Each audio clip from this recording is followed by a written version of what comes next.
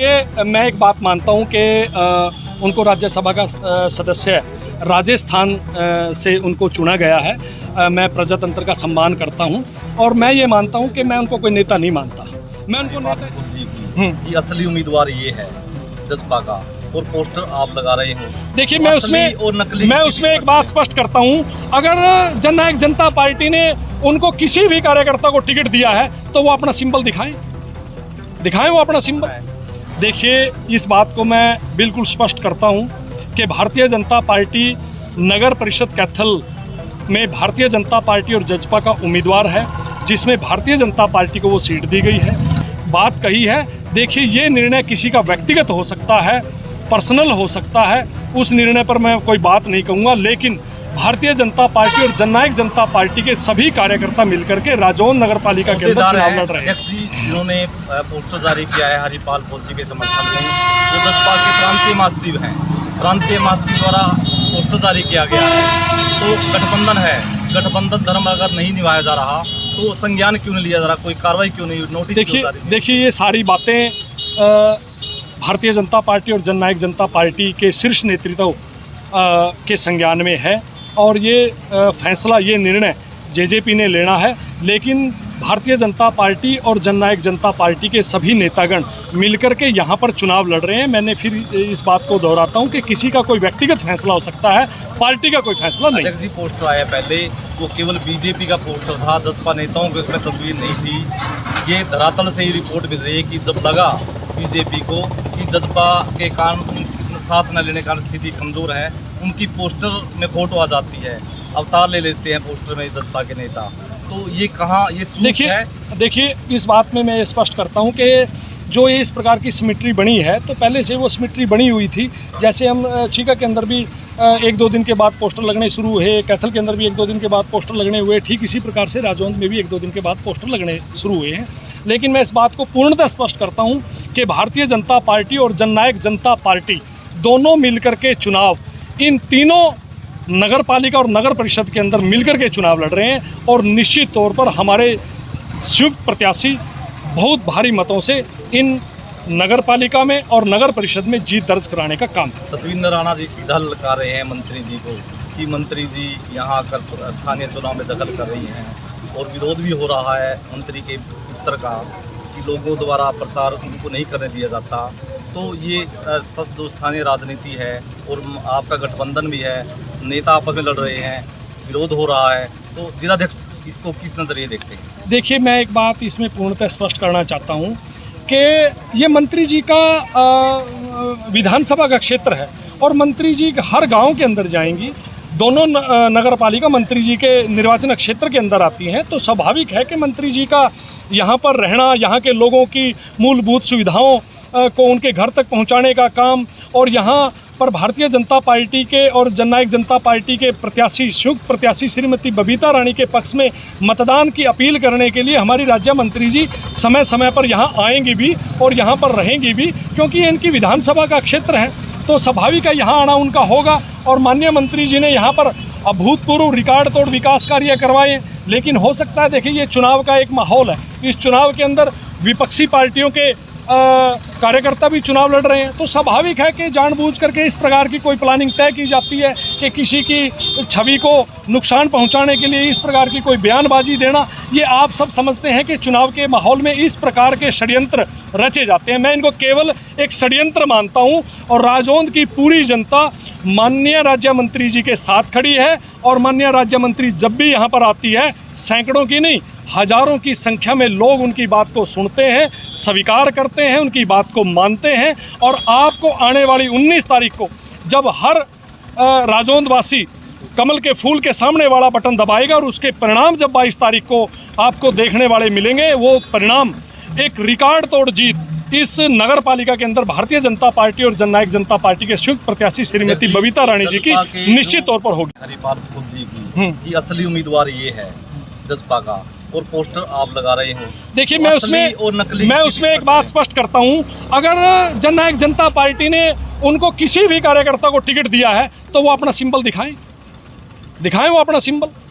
अगर नगर परिषद के अंदर, नगर परिषद कैथल के अंदर भारतीय जनता पार्टी के कैंडिडेट को टिकट मिला है और दोनों पार्टियों का संयुक्त प्रत्याशी है, वहाँ कमल का निशान है। और चीगा के अंदर हमने जेजेपी को संयुक्त प्रत्याशी के रूप में चुना है, जेजेपी ने और बीजेपी ने, वहाँ पर चाबी का निशान है। अगर यहाँ पर जेजेपी ने कोई उम्मीदवार को किसी को उतारा है तो चाबी का निशान दिखाए, नहीं तो भारतीय जनता पार्टी ने और जननायक जनता पार्टी ने यहाँ पर भाजपा के कार्यकर्ता को चुनाव मैदान में उतारा है और उसका चुनाव निशान कमल का फूल है। अगर कैथल की बात कार्यालय की बात की जाए, कैथल की जो बीजेपी कार्यालय है वहाँ तो जसपा की फोटो जो लगा दी गई, दूसरे चौटाला की फोटो लगा दी गई, लेकिन पार्टी का निशान उस फोटो के नीचे भी नहीं है और बीजेपी कमल के निशान सभी नेताओं।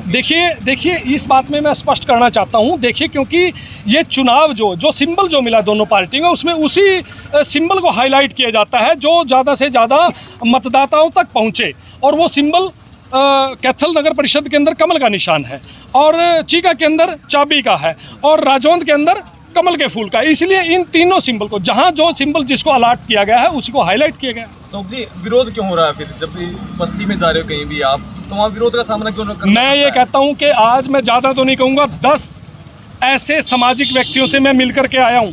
मैं वाल्मीकि बस्ती के अंदर जा करके आया हूँ, मैं राजपूतों के मोहल्ले में जाकर के आया हूँ, जांगड़ा के मोहल्ले में जाकर के आया हूँ, धीमान के मोहल्लों में जाकर के आया हूँ। वहाँ पर कोई विरोध नहीं है, वहाँ पर बड़े अच्छे से मैंने 10-10, 15-15 लोगों के साथ बैठक की है। इसके अलावा मैं ये कहता हूँ कि ये चुनाव है, 19 तारीख तक हर प्रकार के षड्यंत्र विपक्षी पार्टियां रचेंगी, क्योंकि विपक्षी पार्टियों के पास आज कोई राजनीतिक जमीन नहीं रही, आज उनके पास वोट बैंक नहीं है। लोग और यहाँ के राजौंद के मतदाता, सम्मानित मतदाता, बुद्धिजीवी मतदाता, सूझबूझ वाले मतदाता आज उनको नकार रहे हैं, भारतीय जनता पार्टी को पसंद कर रहे हैं। तो इस प्रकार के षड्यंत्र इस चुनाव के अंदर स्वाभाविक है। वीडियो देखिए सर, आपने विरोध का सामना करना पड़ा। मेरे साथी, मेरे भाई, मैंने आपको ये बात कही है कि इस प्रकार के षड्यंत्र 19 तारीख तक रचे जाएंगे।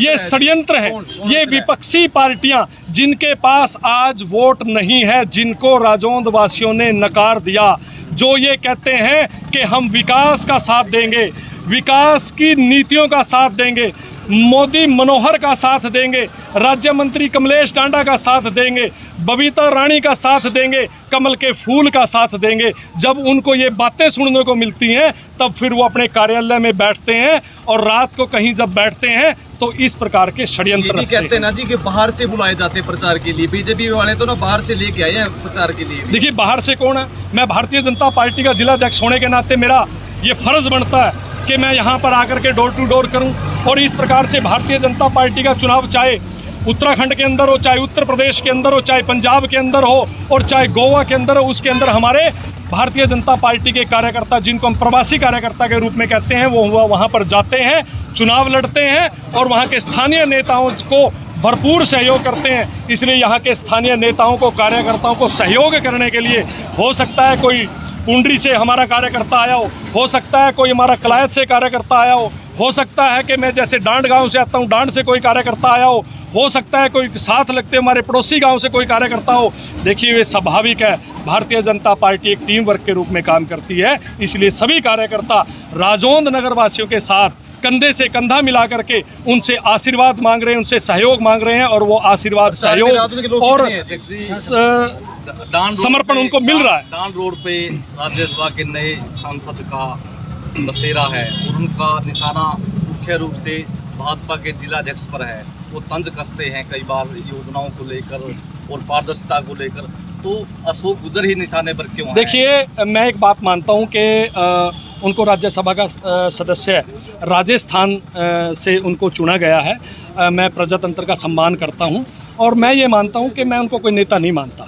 मैं उनको नेता इसलिए मानता क्योंकि एक कांग्रेसी कार्यकर्ता ने कहा कि हमारा नेता राजस्थान से चुना गया। मैंने उनको ये जवाब दिया, अगर आप अपने नेता को प्रभावशाली मानते हो, उसका प्रभाव है, उसकी स्वीकार्यता है, तो वो हरियाणा से अपना राज्यसभा का नामांकन भरते। और मुझे आशा ही नहीं, पूर्ण विश्वास है, कांग्रेस का हर विधायक अंतरात्मा की आवाज़ सुन करके काम करता, जो काम अंतरात्मा की आवाज़ सुन करके कुलदीप बिश्नोई जी ने किया, तो मैं कहता हूं कि वो यहां से धराशायी होते। कैथल की जनता ने उनको नकार दिया, वो जींद गए और जींद जाकर के उन्होंने कहा कि जींद की जनता अगर मुझे चुनती है बाई इलेक्शन के अंदर तो मैं कैथल को छोड़ दूंगा। तो जींद की जनता ने उनको नकार दिया, और जब वो कैथल आया तो कैथल की जनता ने उनको नकार दिया। आज वो कहीं पर नहीं है। फिर उसको ये लगा कि वो भारतीय जनता पार्टी के नेताओं के दरबार में उसने जी हजूरी लगाई। वहाँ के बीजेपी के नेताओं ने कहा कि आप बीजेपी से दूर रहो, हम बीजेपी में आपके लिए कोई स्थान नहीं है। तो फिर वो वहाँ से अन्य प्रदेशों में मारा घूमता रहा, और फिर वो राजस्थान गया। राजस्थान से वहाँ से उसने राज्यसभा के सांसद के रूप में वहाँ पर वो चुना गया है। जींद नहीं, कैथल नहीं, कुरुक्षेत्र नहीं, पूरी हरियाणा की जनता ने उसको नकार दिया है।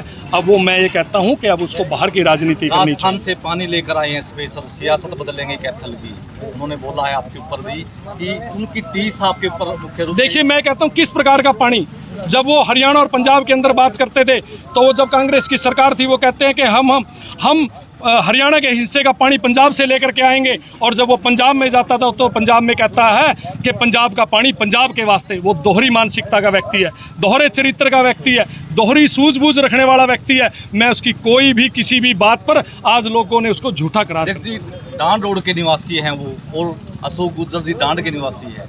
तो जो डांड रोड के निवासी हैं और डांड के वासी हैं, उनके बीच ही क्यों ये टारगेट क्यों है आपसे?